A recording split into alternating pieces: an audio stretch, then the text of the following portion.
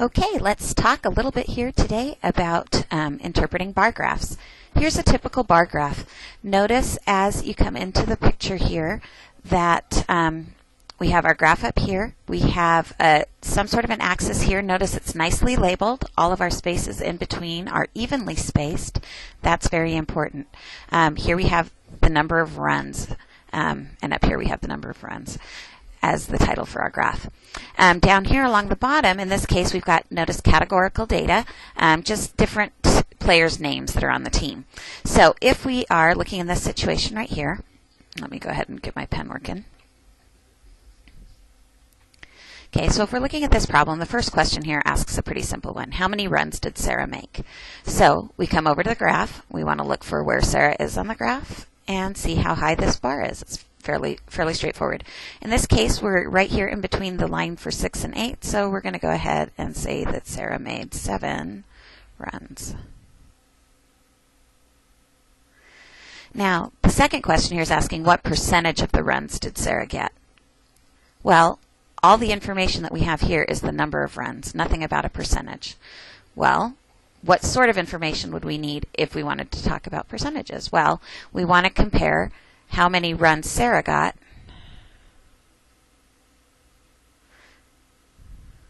to the total number of runs got to the total runs.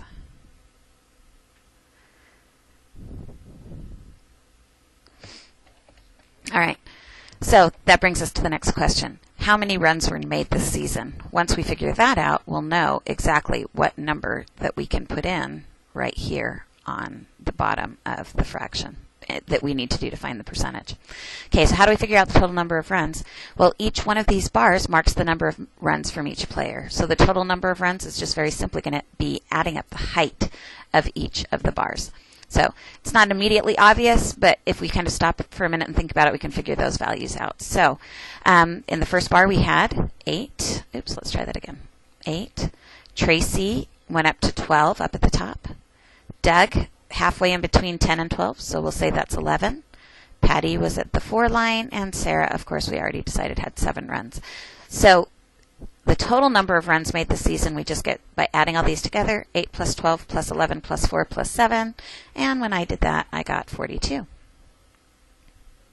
So if I'd like to figure out what percentage of the runs Sarah got, I'm simply going to take her 7 runs, divide it by the 42 total runs that I get by adding the heights of all of the bars in the bar graph. And then I divide. Now, when I use my calculator to divide this, I just get 0.1667. I'm just going to round to the nearest 4 decimals here. I'm not really going to be overly picky about how far you round or anything like that. Just show your work so I know where your numbers came from. This is obviously in decimal form. Keep in mind to change a decimal to a percentage. We take that decimal, we're going to move it 2 places to the right, which is going to put it right here. So my final answer will be 16.67%, and that would be the percentage of the runs out of the total that Sarah got. So she made 7 runs, but that was 16.67% of the totals. So really pay attention to some of these keywords in here. If you see the words how many, we're looking for just a number. If you see what percentage, of course, we're looking for a percentage. And when you're calculating the percentages, you often need the total. Sometimes that's going to require a little extra calculation on the side, just like we did here. Hope that helps. Should serve you well on the first couple of homework problems that you're assigned.